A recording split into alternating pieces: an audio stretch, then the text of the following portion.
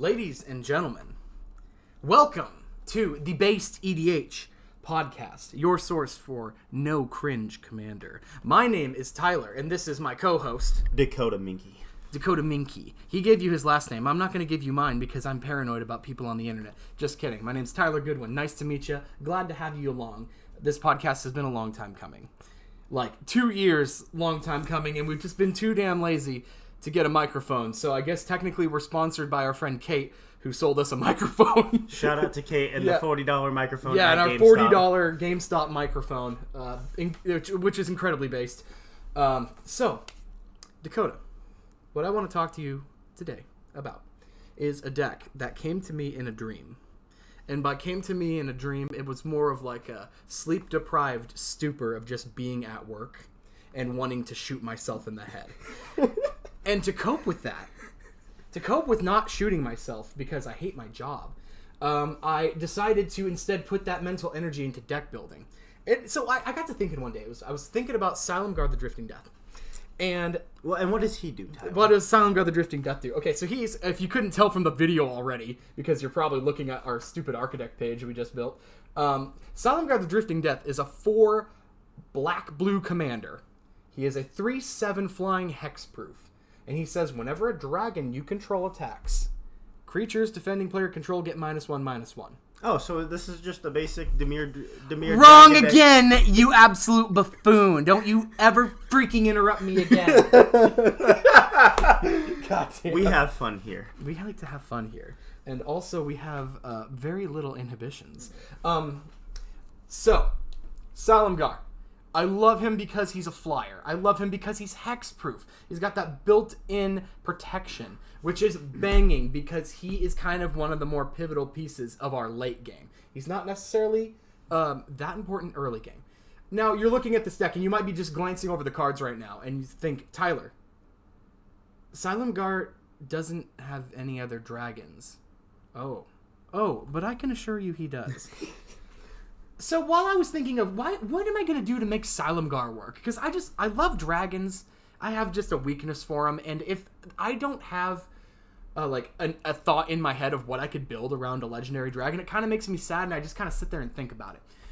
So Silumgar, if you see builds of him on like EDH Rec or watch a deck tech on YouTube, they're going to probably recommend you blast in some changelings. There's a lot of good black-blue Dimir-colored changelings that are dragons, and are butterflies, and are beasts, and are so on, so on. Silumgar says, cool, now when you all attack, we're going to wipe the board. I didn't want to go that route, because that was cringe. And I don't want to just have to rely on changelings every time. I want to build a deck that's kind of not super generic. Because, well, Tyler, just run regular dragons. The dragons in black and blue are not that good unless you're running like Kokosho. There's Skithiryx, and then there's nothing. There's Skithiryx or nothing, which, I mean, and Skithiryx, while he's great and all, he does not do jack squat for Silumgar. Unless you have an opponent who's like, running no removal, and then cool, turn 3 them with Infect. I mean, yeah. Skithiryx does something in every deck, but that's Skithiryx. That's just Skithiryx. Skithiryx just becomes the problem if he comes out. But we don't care about that. So what I wanted to do was, while I was thinking of Silumgar, I was also thinking, like, man, it's a shame there aren't a bunch of small dragons I can just run in Silumgar. The small dragons I can think of are, like, the eggs, and those are in red, or, like, the dragon whelps. And then it hit me. And what hit you, Tyler? The forklift that I wasn't looking out for while thinking of this deck. Brain damage is the inspiration for this deck. Yes. Yeah. Rat colony. I'd owned a whole bunch of rat colonies from Dominaria. 30 to be exact. 30 to be exact that are in this deck. That I just picked up, and I wanted to build the rat colony deck. But I got looking at rat colony decks. And rat colony is like, if you want to build Rat Colony, you're building Maronar, or you're building Ink Eyes, Servant of Oni, or if you want to get really hipstery, Patron of the Nezumi, which is actually a pretty cool deck. But I was thinking, what if I could just have a bunch of dragons that were like rat colonies? I wish they'd built like a dragon colony. And then I realized I don't need to do that, because we have cards over here in my banger section like Arcane Adaptation. if you... Oh, of course. My cat's trying to, like, just... Oh, okay. Are you going to sit on that box and be quiet while we're recording our inaugural episode, or are you just going to be a jerk? Everybody, Tyler's cat is named Onyx. He is the best boy. Unfortunately, he hates us and says that, oh, you're doing something new and exciting. Let me speak the song of my people. Yeah, let me just attack the curtains while everybody's over here. If you get into that, you're going to be exiled to the Shadow Realm. I know this is a Magic podcast. I will throw a Yu-Gi-Oh reference in here. Anyways, you be a good kitty. Arcane Adaptation. Arcane Adaptation says, hit the battlefield, choose a creature type. Creatures you control are the chosen type in addition to their other types. The same is true for creature spells that you control, creature cards that you own that aren't on the battlefield. So anything in your deck becomes that type, whatever you choose. Whether you want to choose insects, whether you want to choose humans, or in our case, we want to choose dragons. The main goal of this deck is drop rat colonies and break the rule of Commander where you can't have more than one of the same card in your deck. We're going to break that with rat colony and then take advantage of turning all of them into dragons to then drop Silumgar and wipe our opponent's boards with a bunch of rat dragons. Onyx! Quit being cringe on our Based podcast. Be gone! Thought! That's right. Good boy. Get out of there. T-pose on the cat, Tyler. Yeah, and this is dominance. We're not a visual podcast. I am T-posing currently on this cat. He's running away now. We're not going to beat the cat or anything like that. We're not buttholes, but the cat will get his comeuppance. Yes, the cat will be severely punished. I've bought him like a 40-pound bag of generic cat food brand cat food. And he hates me for it because apparently it's not as good as the Meow Mix. So you're only getting generic brand cat food now, boy, if you want to be disrespectful. Anyways, so this first section of the deck is called We're the Rats. Rats. Rats. We're the rats. We pray at night. We stalk at night. We're the rats. I'm the giant rat who makes all of the rules. If y'all don't know what I'm talking about, just Google We're the Rats or YouTube it. And it's an experience, I'll say that much. It's a meme reference, and as we all know, memes are based. Incredibly. So, we're running 30 rat colonies, which is awesome because that takes up a huge portion of time that we'd have to explain other crap in this deck. Deck building is so easy when you just throw in 30 of the same exact cards. When you take the rules of Commander, spit in their face, and say rat colony, deck building is cut down by at least 2 hours. Yes, because it's a third of your freaking deck just devoted to rats. I suppose I should actually explain what rats do if anybody doesn't really know. Rat Colony says, Rat Colony gets +1/+0 for each other rat you control. A deck can have any number of cards named Rat Colony. So it doesn't matter that we're playing singleton format. We can run... I could run 99 rats and it would be a legal deck and I wouldn't do anything, but it would be funny. Once he got that one land, though, he still would not be able to cast I'm going to have to run at least 2 lands. Because they cost 2 to cast. Yeah. I would have to just mulligan until I find one of my lands and then hope that I can get the other one. And then just keep running it until I just rat colony each turn. Hope you don't have a damnation in your hand, boy! So the kicker about rat colony is, let's say you have 4 rat colonies on the battlefield. So each of those rats is going to look and say, how many other rats do you control, bro? And in this case, we have 3 other rats. So that means each rat colony is going to get pumped +1/+0, which turns them into 5 ones. That means if you have 4 rats, you swing for half of somebody's life total on any given attack. It gets out of hand fast. And you don't... Are they going to use a single target removal on your rat? By turn 5, you should have at least 6 rats on the board. Hopefully. And, I mean, by then, you're like Tyler said, you're half of 20 life. Take it. Eat it. It's not a big deal. And you have enough draw that you're going to be able to draw into more rats. When they do get board wiped, you're going to get board wiped. This is Commander. It happens. But we're not just running rat colonies in our rat deck. We are running 30 of them, so you're going to see them as often as you see one of your lands, but we are running a couple of helpers. Piper of the Swarm costs as much as a rat colony, but says rats you control have menace. Based. Which is awesome, because now, you want to block one of my rats? Well, yeah, my rat has 1 toughness, it's going to die, but I'm going to take down 2 of your dudes before you stop this damage, bro.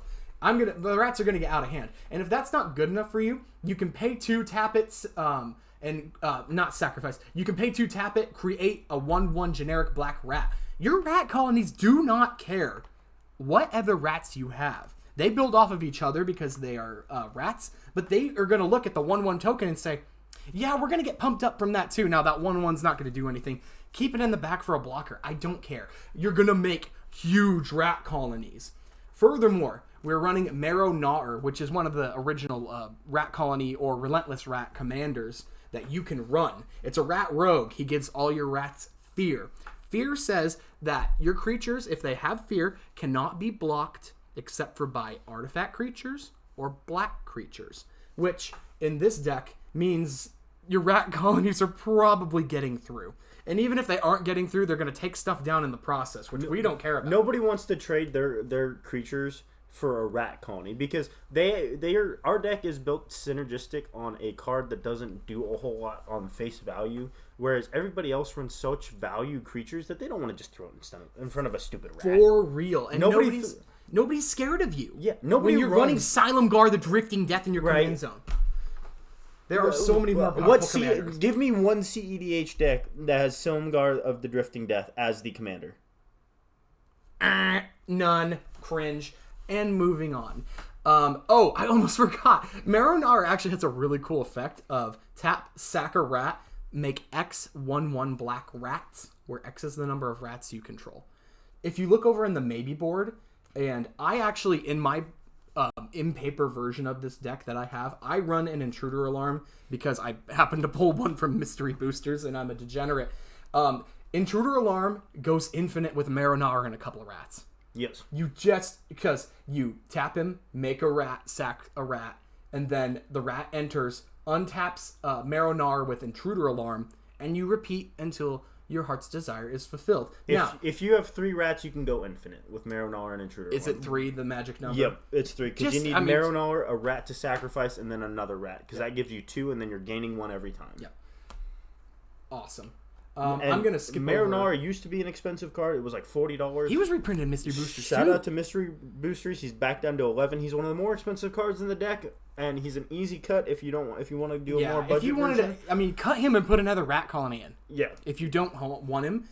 No, seriously though. You don't have to run really... If you didn't want to, you didn't have to run any other creatures other than your rat colonies. Correct. If you just want to go. Now, that being said, that might not actually save them too much money now that I think about it. Because the rat colonies are like $2 a pop. They're like $2.50 or so. Architect says $2.29, but you're probably going to find them for $2. In Magic investing tip, if any card ever says you can have any number of this card in your deck, just buy 40 of them because they're going to gain value. I have a Persistent Petitioner deck. Same exact thing happened. Dragon Approaches. Same exact thing happened. Yeah, we don't take responsibility, though, if you make poor financial decisions. After all, this is a cardboard game we're talking about here. Anyways. Spend all your money on cardboard. Yeah, it's better. I tell you what, it is better to spend your money on this than to spend it on meth. We'll say that much. Now, I'll tell you what, though. Meth is more fun. What? Okay, then we need to try harder at playing Magic.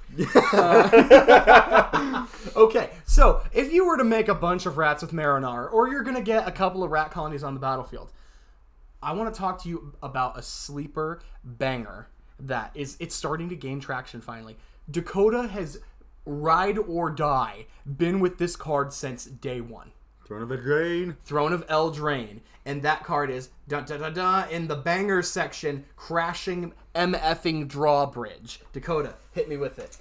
2 mana gives you a 0/4 wall. And you're thinking to yourself, that's not good. You're right. But when you can tap it and all your creatures gain haste, that's pretty good. Oh, actually, that's not a dragon. That's not a rat either. Screw you! Wall time.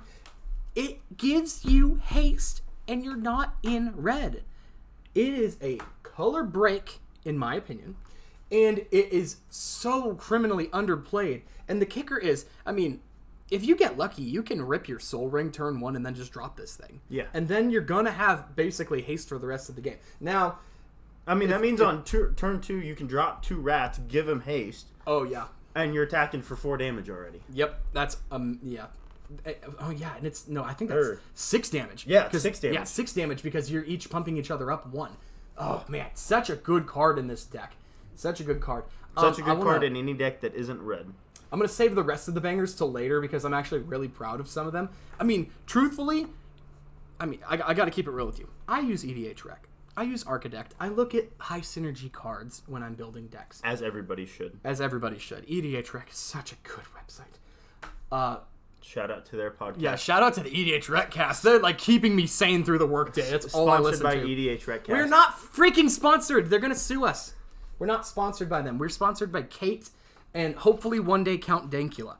Count Dankula, if you are listening, we love you. Please support us. And we love your pug too.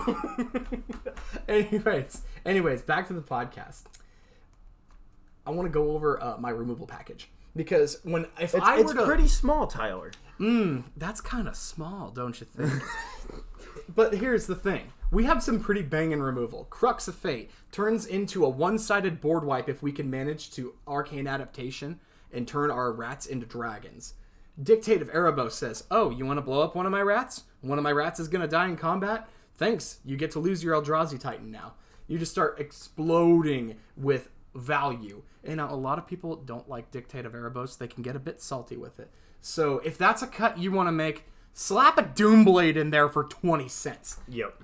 Negate. A lot of people get salty with counterspells. I don't care. Run the one copy of Negate because it is going to stop that Torment of Hailfire for 20, that Crackle with Power that's going to just blow everybody to hell and back. The Electro Dominance that's going to kill your Malcolm Keen-Eyed because you're in a blood feud with the Torbrand. Dakota, you chose to fuck around. And you found out. And I will not apologize. River's Rebuke. River's Rebuke is a poor man's Psycho Rift. It's not even that poor anymore, is it? Oh no, let me take a look here. I'm pretty sure it's. It's still $1.29. I'll tell you what, the $1.29. That's pretty budget. That's a very poor man's. The $1.29 is a freaking minute fraction of like what the $38 that Cyclonic Rift is going for. Eventually, it'll go back up. And I'm happy to pay 6 mana, put all that stuff back in your hand, slow you down that much, and then swing with 4 rats to take half your life total. Very rarely in Commander are 3 people accelerating so quickly that they're all tied for power. Normally, an arch enemy situation happens in every deck, in every game, and River's Rebuke just takes care of that. If we come down one more to my last card in the removal section, I'm running a Spell Swindle. I have never been disappointed off of a Spell Swindle. Neither have I. I mean, worst case scenario, you're like stopping a beast within, and you're still gonna get 3 treasures back, my guy. Right. And that helps you. That's a rat. I mean, if you get back, as long as you counter a spell that is 3 mana or higher, you're basically just casting a counter spell. Mm-hmm. But the upside is so much higher than a counter spell. It goes big. In my opinion, Spell Swindle is probably like the budget version of some of the more expensive counter spells, like the mana drains and such, because it can pay for itself. Right. You just have to be at the point that you can pay 5 for it. And it is a 5 cost spell. If you don't like it, pull it out and slap a counter spell in for like, what is it, $1.50? Right. Or something like that. Thank you, reprints. Yeah, thank you, reprints. Oh my goodness. Reprints. That being said, actually, I might take that back. You might not want to run the counter spell in this deck just because we are, if we go into the stats section, we are so much more heavy on black. Almost 3/4 of the deck is black. When 1/3 of the deck is instantly black, because that's what you're basing on, your color is going to be a little bit skewed. Because 30 rat colonies. The whole idea of this deck was I wanted to play rat colony with a very interesting finisher. And you're probably sitting over there thinking, well, Tyler, that's all well and good, but you're running a garbage removal section because you're saying that you've got removal in your command zone.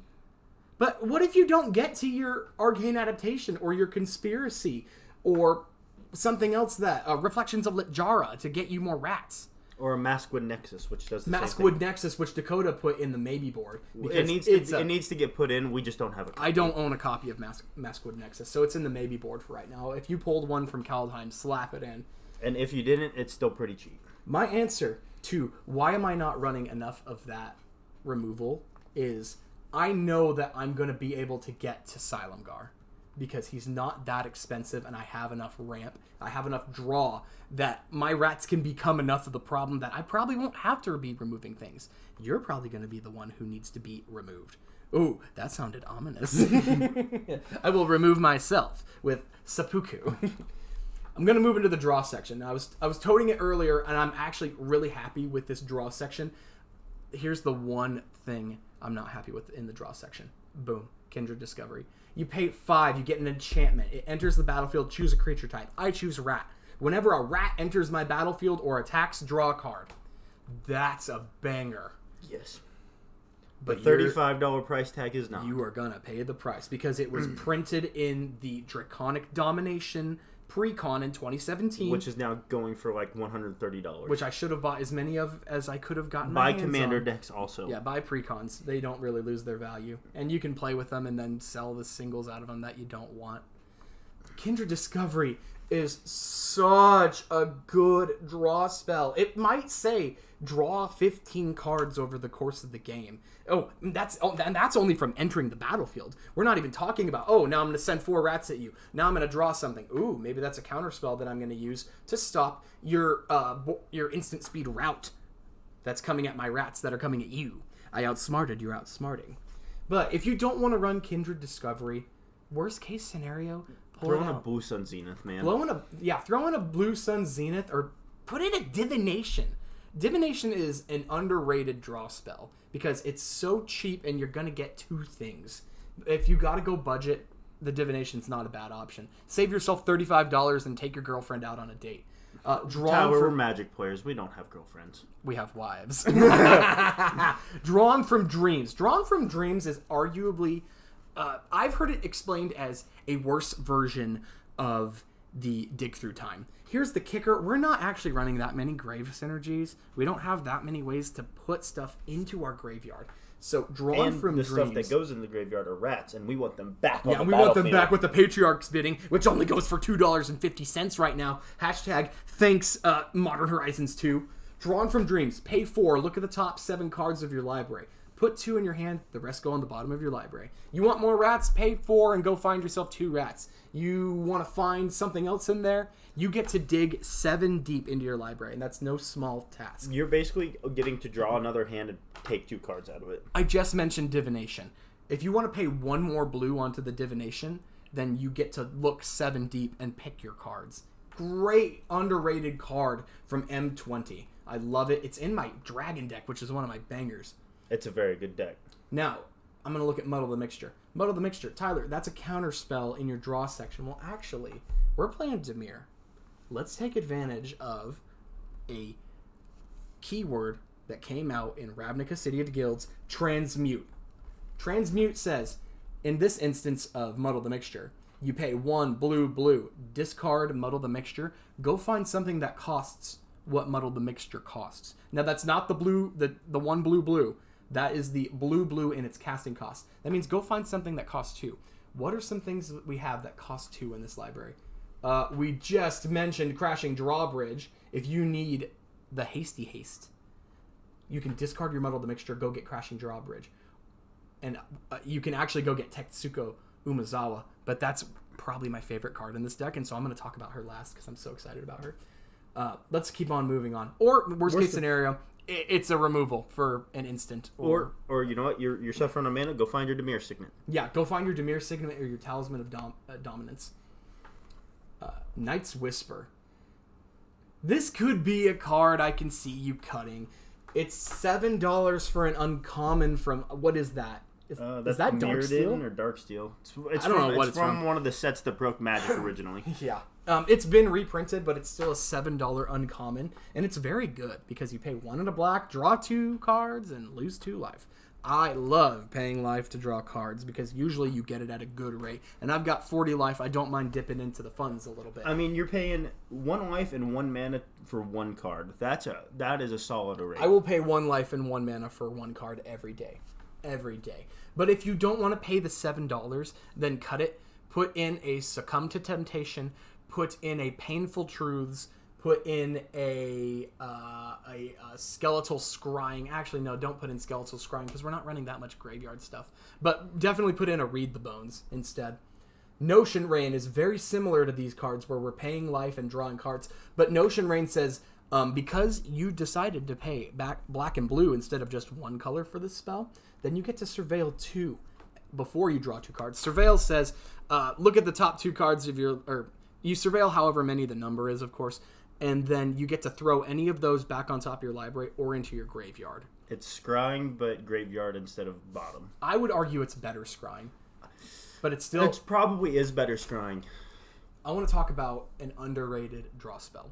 If you're playing tribal, run pack. Let me say this: if you're playing tribal and you're playing black, run Pact of the Serpent. Please run Pact of the Serpent. I just saw this card while we were getting ready to record this episode, and I literally stopped Tower and said, "Holy cow, what is this card?" Because I am a tribal guy. I have like 4 or 5 tribal decks. Mm-hmm.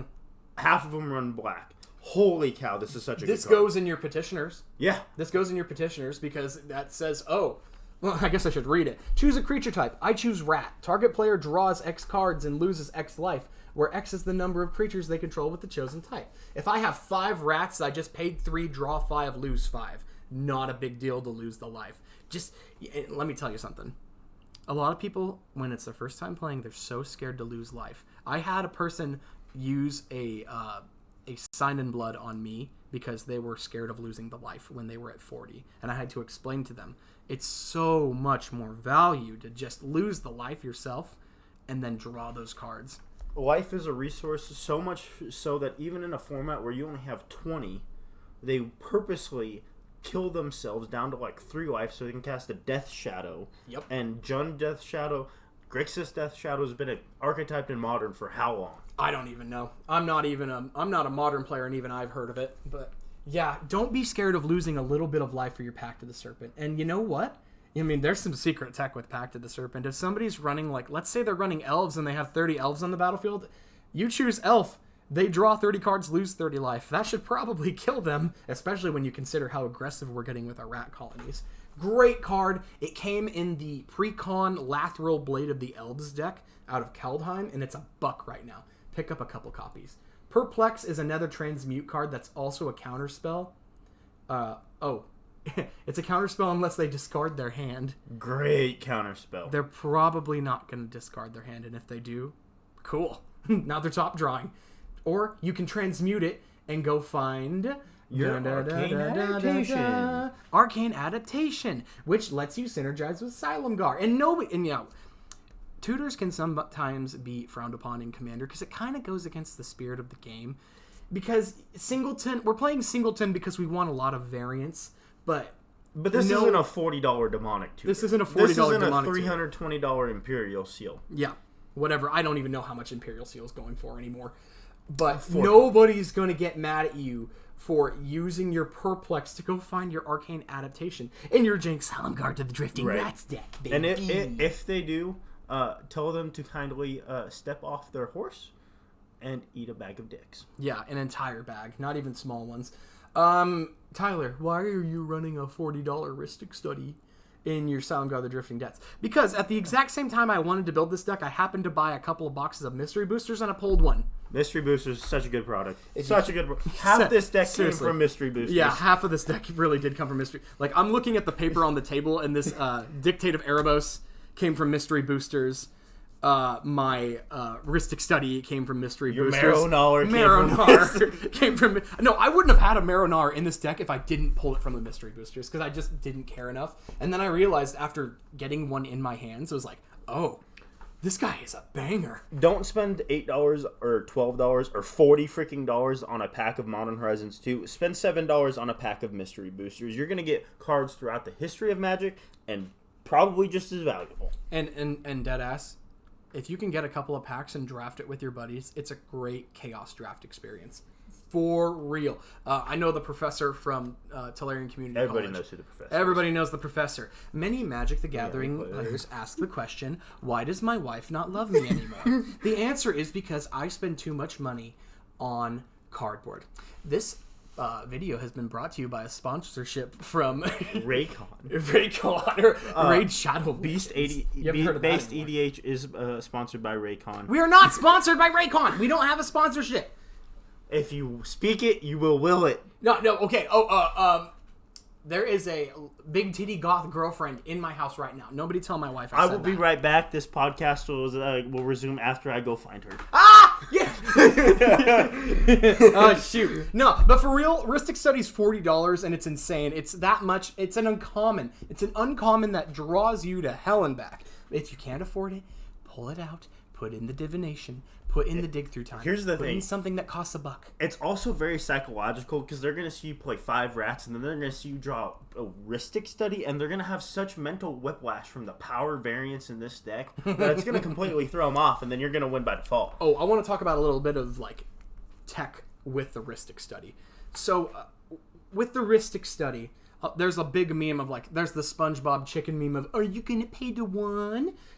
If you word it differently, you can actually manage to not piss off your table because it's going to get really annoying after a while of, would you mind paying the 1? Even if you ask politely. But if you word it just that way, hey, do you mind if I draw a card? That gives them the option. That makes them feel like they are choosing whether or not they're going to do it, which they have to choose. But it makes it feel like less of a, oh, are you going to go ahead and pay the 1 with that? If you don't do it snotty, you can actually make it seem like you're asking nicely. And I mean, you're playing Silumgar the Drifting Death. That's not exactly like an Elish Norn or a Vorniclex or a Geshath in your command zone where they know what's going on. They're probably going to let you draw the card. So, if you Elish have... Norn is hot. Elish Norn is hot. So is Vorniclex. And if you don't own a Ristic Study, then just switch it for a Divination or a Concentrate for the love of Pete. All right, next card. This card is the last card that got added to the deck because I didn't know it existed. Dakota runs it in his Phoenix, God of Deception, Persistent Petitioners deck, which is very similar to this deck. It's basically the same deck. I'm just milling instead of swinging with rats. Exactly. Dakota, can you hit me with the Secret Salvage? It is a sorcery for 3 black. Exile target non-land card from your graveyard. Search your library for any number of cards with the same name as that card, reveal them, and put them into your hand. Of course, shuffle your library afterwards. This is a card that came out in Kaladesh. It's not seeing play anywhere. And really, it can't see play in Commander because it's a singleton format. It's a gumball. Psych! 30 rats! 30 rats. It's a gumball. You pay 29 cents, and you get to pay 5. And you're like, well, Tyler, how do I get my rats in the graveyard? They're gonna die. Your rats. They're 2/1s. Your rats are gonna get in the graveyard, and even if you don't have a rat in the graveyard, let's say you draw your Secret Salvage. Go make a stupid attack, let them kill one of your rats, and then go Secret Salvage. If you need to sell it, sandbag them a little. Say, oh, I didn't know you had that. Wink, wink, and then wink, hope. wink. No kidding. Secret Salvage is a banger in this deck. It's a banger in the Relentless Rats deck. Or in a Persistent Petitioner deck. Shadowborn Apostles. I forgot about Shadowborn Apostles. Yeah, absolutely. This even works if you're running like a Rakdos or 3-color deck. This even works in Dragon Approach. Does this work? Yes, it does. It does say non-land card. Wow. Bro, I might run Rakdos Dragon's Approach. You don't know me. Okay. But be a lot better than Dimir Dragons. We don't really need to talk about Sign and Blood. It's another draw card, lose life. Skull Clamp says... Pay 1, stick it on a rat colony, and draw 2 cards. There has been plenty of times where I've stuck this stupid thing on a rat colony and drawn 2 more rat colonies, and then pumped up my team before attacks. It can happen. It's a small price to pay to draw 2 cards, but sometimes you don't want to get rid of your rats because the more rats you have, the bigger they get. But in a pinch, Skull Clamp is an amazing draw spell. And if you have a card like that we've talked about, Patriarch's Bidding. Yep. You just Skull Clamp all of them, draw a bunch of cards, Patriarch's Bidding. Pay 5 mana, and just get them right back on the battlefield. It's not even that big of a deal. So the ramp section, nobody cares about the ramp section.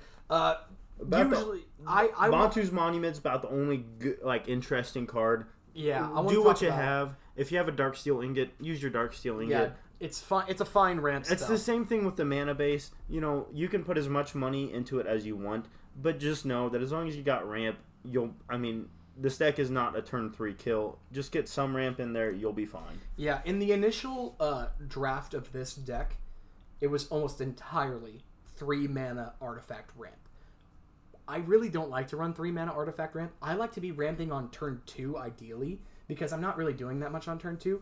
So that's where the Arcane Signet, the Talisman, The Soul Ring is 1. The Dimir Signet come in. Dark Ritual and Bubbling Muck. Now, I don't know if people know about Bubbling Muck very much. It's a $3 card that says until the end of the turn, all swamps tap for an additional black. That does do it for your opponents, but you know that you're going to take advantage of it, so it's worth it. And it lets you get Silumgar out early.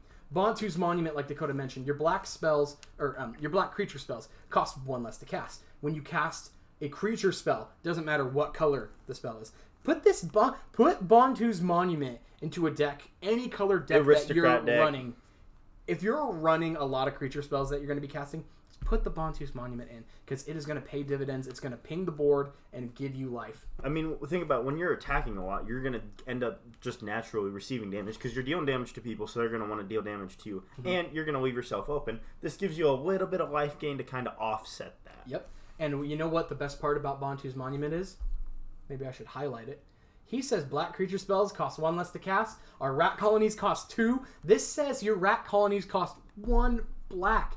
And when you consider that maybe you're dropping your 5th, your 6th, or more rat colony onto the battlefield, paying 1 for like a 9/1 is insane. Yargle, eat your heart out.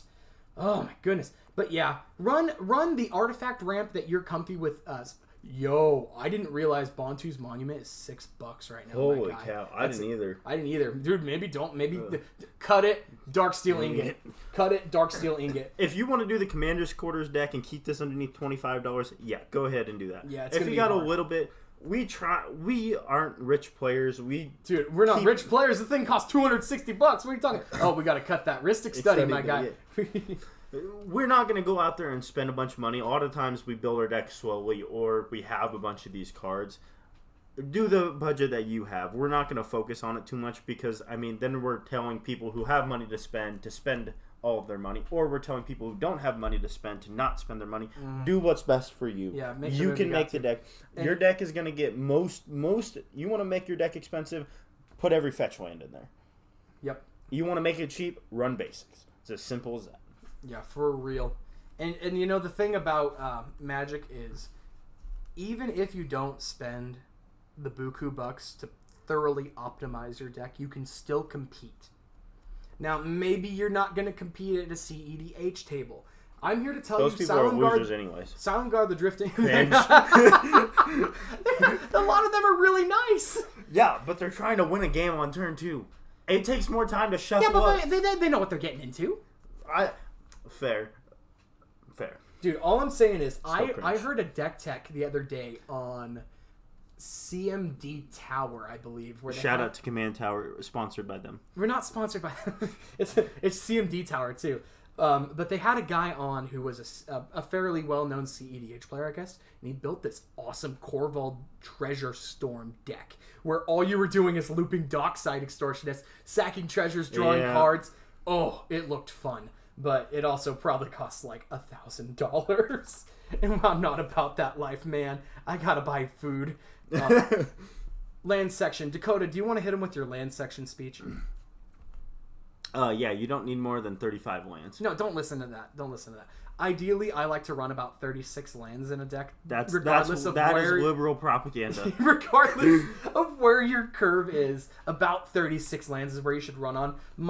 If we look at the stacks section, my mana curve is actually pretty low at 2.68. Excuse me. Most of the cards cost 2 because what do you know? We're running 30 rat colonies. We don't really need that many lands, and we have a good enough ramp package that we're gonna hit our drops and ramp consistently. So I would run about 35 lands, but of course, if you build this, test it, make cuts and adds as you see fit. Dakota likes to say one of the biggest things you can do for pricing your deck is to just run basic lands. Just basics. Don't sleep on the basics, guys. The price of a Watery Grave is $18 or $12. I don't know how that price gets so widely variant. Yeah, I don't know. I like to use TCG Player, so we'll say that the Watery Grave is $12 right now. Yeah.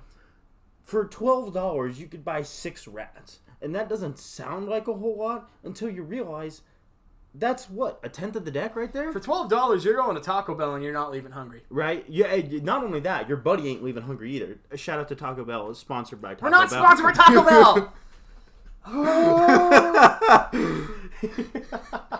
But if you've got, if you buy a couple of Commander products, you probably already have the Command Towers, the Ash Barrens, the Myriad Landscapes, and other fun things. Like, I really like the Sunken Hollow because it might enter untapped, and like in a different deck you could fetch it because it has the basic land types, but it's not a basic land.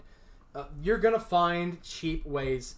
Put some pain lands, put some filter lands in. You don't necessarily have to go for the Watery Graves or the Underground Sea, which costs what, $1,000 now? Right? No, don't do that. That's ridiculous. Nice thing about a card like Ash Barrens is when you're in a deck that has such a skewed mana color cost to where it's like, what is this deck? 3/4 black. And so you're not running as many islands as you're running swamps. So odds are you may be in the need for an island, but just throw away your Ash Barrens. It's there to land cycle, and then worst comes to worst. If you need an absolute land drop, you play it. If you don't feel like paying the $1 that the Ash Barrens is, just throw in an island. Throw in an island. Throw in an island, or throw in the Ether Hub. We cut the Ether Hub before the deck started. I think it's a good card.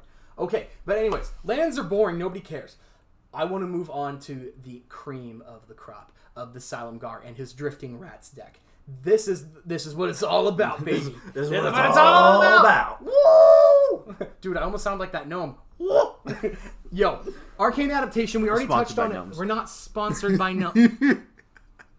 We can be sponsored by gnomes. We can be sponsored by gnomes. But not the Keebler elves. Those guys are crazy. Those guys are anti-Semitic. The elves are anti-Semitic. I don't even want to talk about that right now. Arcane Adaptation. My credit score has dropped 20 points.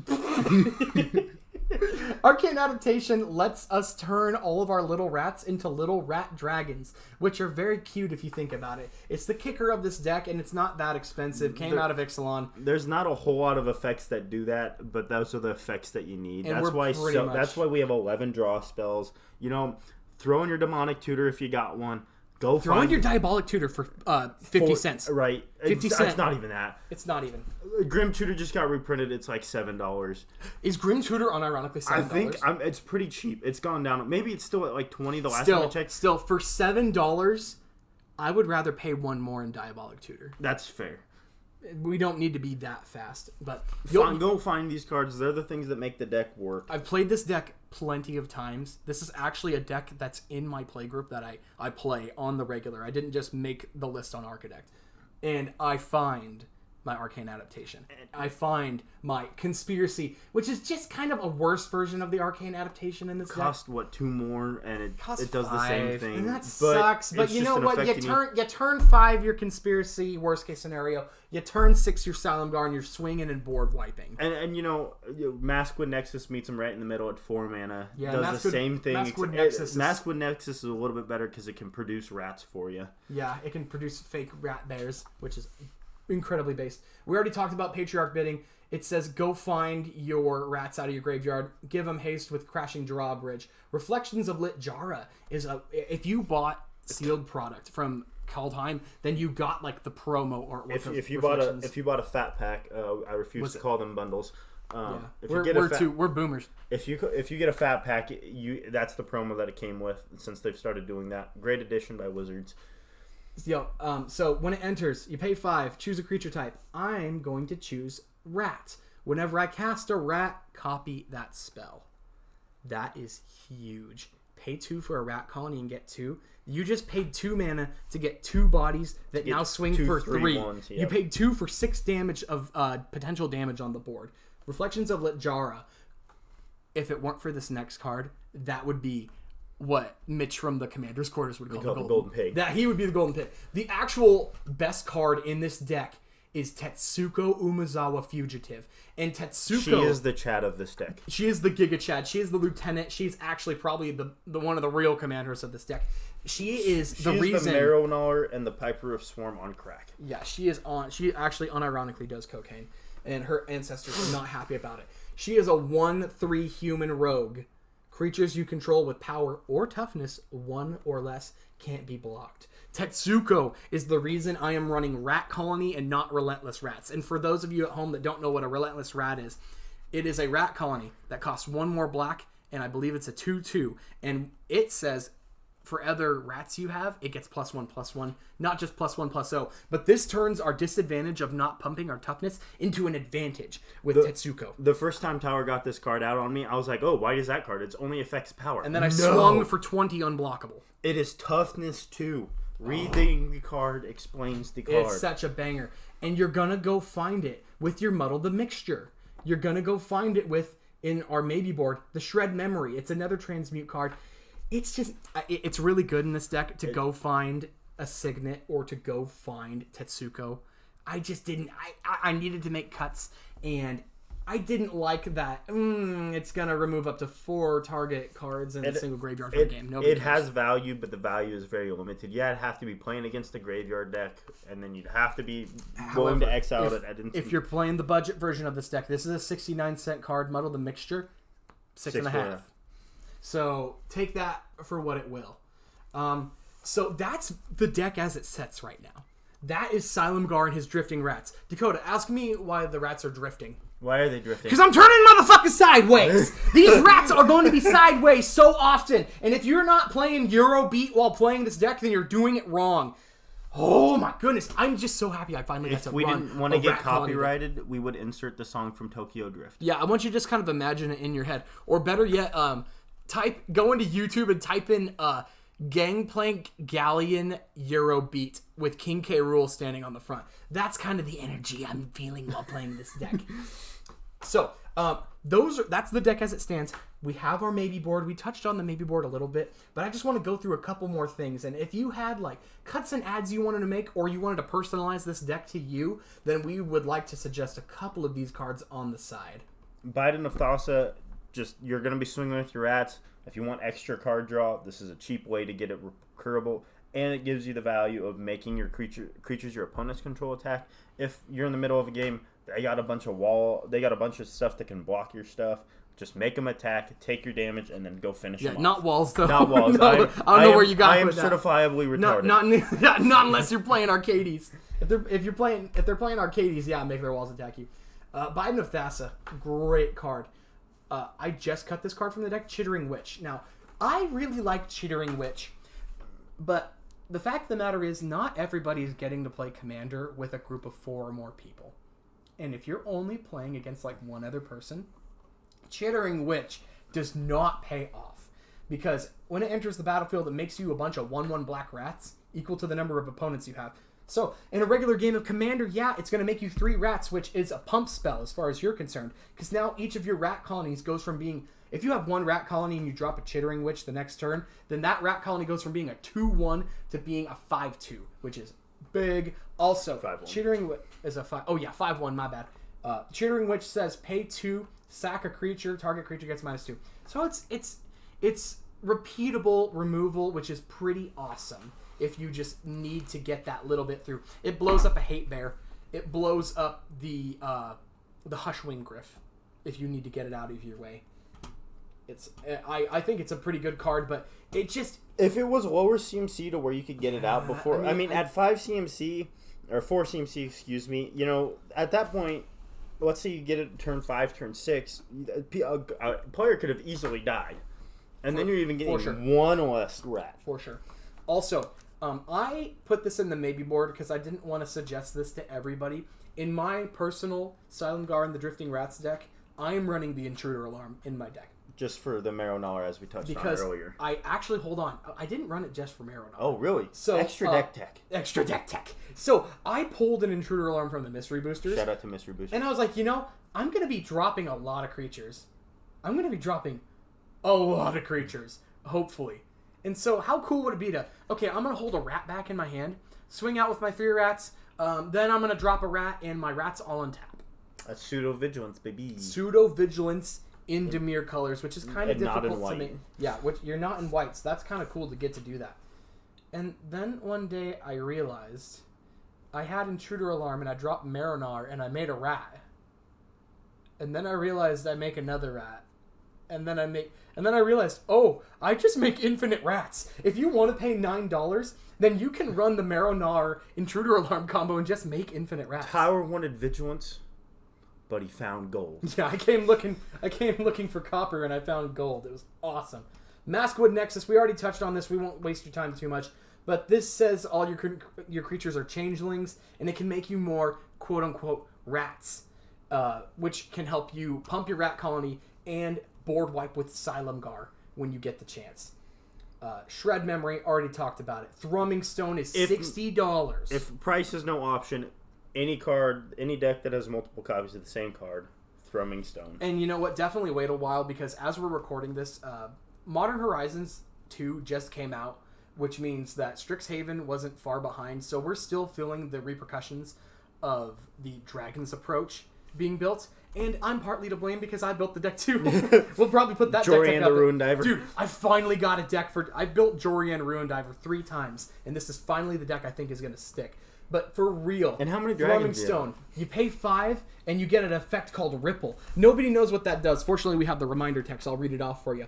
You play a spell, you may reveal the top 4 cards of your library. You can play any revealed card with the same name as that spell for free. Put the rest on the bottom of your library. So, you play a rat. You look at the top 4. You're going to find another rat. You play that rat. You get to look at the next 4. Ripple stacks. It stacks. It does not matter. Maybe you find 2 rats. Now you're rippling 4 twice. If you can do that, you're going to rip every single rat colony out of your deck and onto the battlefield. And I'm not doing the math for you to figure out how big that is. It's just enough. Magical Christmas Land, you do that, and then you get the Crashing Drawbridge, and you just win. Oh, yeah. You Crashing Drawbridge into it. Oh, my goodness. Can you imagine?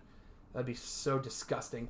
But it is a $60 card. Also, when I've played this deck, I usually am able to get to the Treasure Cruise as far as being able to delve things out of my graveyard. It's just a nice budget option. And, we have ways, and you can, at home, you can run more recursion to get your rats out of the graveyard if that's what you want to do. But in my experience, I mean, the Patriarch's Bidding is just enough by itself to get your rats out. Or run your Rise of the Dark Realms if you've got it, or your Living Death. Is that what the one I'm thinking of? Sack all creatures, exile your graveyard, flip them. It's switch your graveyard in your... No, we've been over this 5 times. We can't remember. We don't know which one it is. It's I'm pretty sure it's Living Death. We can find out. We can find out. Sponsored by Arcadeck. We're not sponsored by Arcadeck.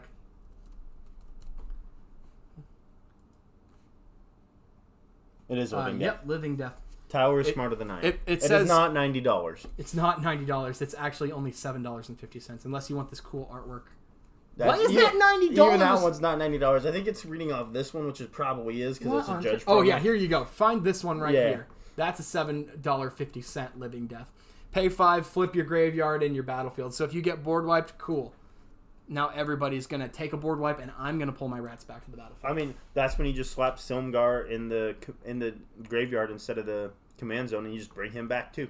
Yeah, it kind of. And then you can just board wipe whoever you're attacking. For real, I will tell you one weakness of this deck is that once you get Silumgar out and he gets removed, it kind of hurts to pay 8 mana to get the Silumgar back. That's kind of steep. But the strength to counteract that is you don't need Silumgar on the battlefield to play this deck. Nope. This is not necessarily a Silumgar the Drifting Death deck. This is a Rat Colony deck, and you will absolutely just get your rats on the battlefield. Remember, before we end the podcast today, the whole point of this deck is you're playing a Rat Colony deck. You're going to make big, stupid rats, which is a lot of fun. And you're also having the benefit of blue draw at your disposal. And you have the freedom that comes with, if you want to customize and put in more counter spells than I did, and even more draw spells than I did, then you can absolutely go that direction. But I think that's the deck tech, my guy. That's the deck tech. That is Silumgar of the Drifting Rats. Thank you for listening to our, what's the word? Our ramblings. Our incoherent bullcrap. Our first episode of Based EDH. Yeah. We're going to come back with more. We want to do more deck techs. We'll probably do a video of like what we want to do as a channel. Probably. Give a little intro, but we've been waiting. It's been 2 years that we've been trying to find the time. Only now has my work been slow enough that I have the energy to come and do a podcast.